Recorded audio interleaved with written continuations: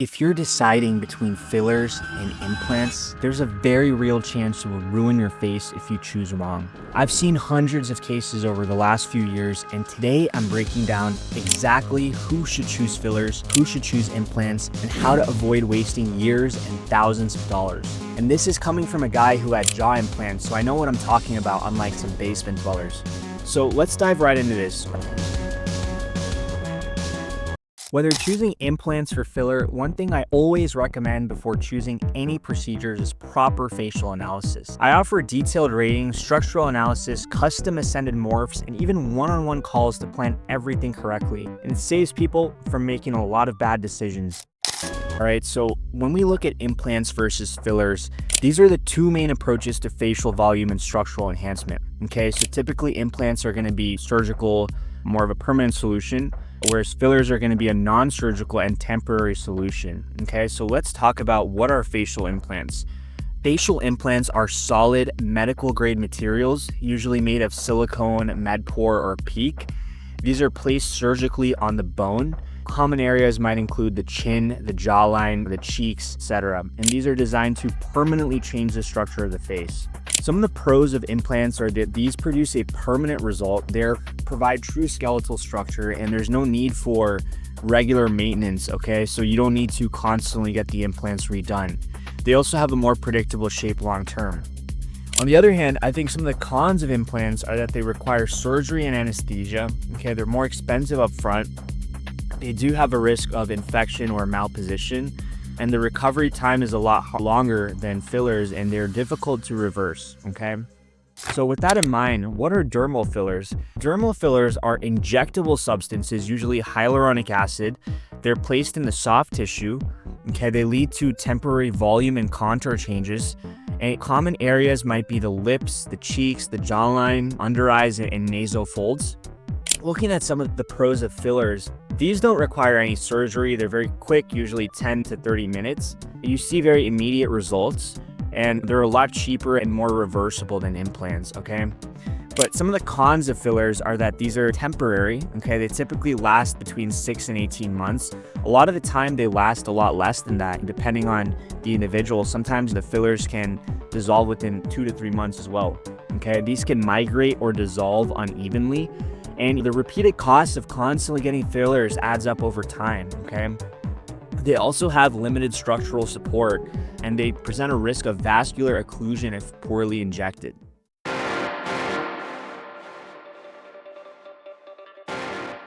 So when we look at costs, implants typically are going to run around 3 to 8K plus, depending on the area and surgeon that you go to.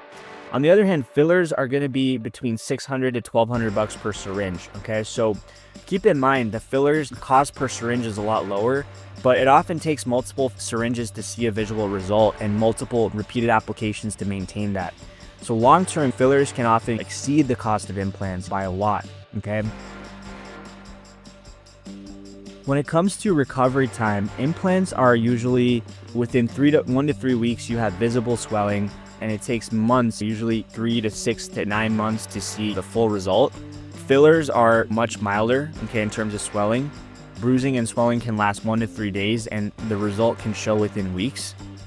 Implants also require activity restrictions, okay? You can't eat certain foods, you cannot chew gum, you can't engage in certain physical activities during the recovery period, so that can get a lot more complicated.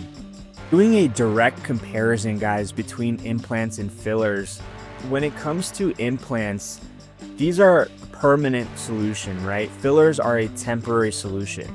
Okay, so for a lot of guys, they just want to be done with this. They don't want to get a surgery or have a procedure done every 3 months and have to keep maintaining it.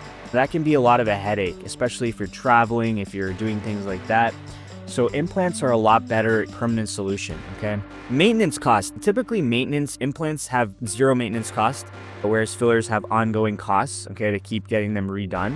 Implants are more expensive up front, but fillers are recurring expense. So think about implants as buying an iPhone versus fillers is like buying a subscription or renting an iPhone, where with implants, you own the product, right? But with fillers, you're just renting the product and you have to keep paying for it. In terms of structural change, I think implants are going to beat fillers any day, okay? They replicate bone mass to a much better level than fillers do, and I think that they end up looking a lot more natural than fillers do. Who should consider implants? Typically, folks that want a permanent structural change, people that have a weak chin or jawline, as well as flat midface or under-eye hollowing. See, one of the places where fillers cannot usually be effective is the under-eye area. Under-eye filler is very dangerous. It's also ineffective and can migrate in that area. So typically folks with hollow under eyes, recessed infras, they're gonna always wanna go for implants, okay? Whereas areas like the chin and jawline, implants do beat fillers aesthetically and cost-wise overall. However, filler can be successfully done in the chin, in the jawline, okay, much more so than the mid-face or the under-eye area. Also, folks that have tried fillers and want a more lasting solution can benefit well from implants, okay? So who might be a good candidate for fillers? Typically, I think the biggest candidate for fillers are folks that want to test a look before going for implants. Typically guys that, let's say that guys or girls that want to see how a cosmetic enhancement would look before they go with a full-on surgical procedure. I think fillers are a great option for that, okay? Fillers, think about fillers, the tutorial, okay, before you play the game, okay?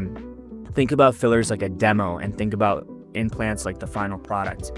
Also, those that want subtle or temporary changes, as well as people that are avoiding downtime of surgery. So I know a lot of folks don't have the ability to take off months from work and recover and things like that.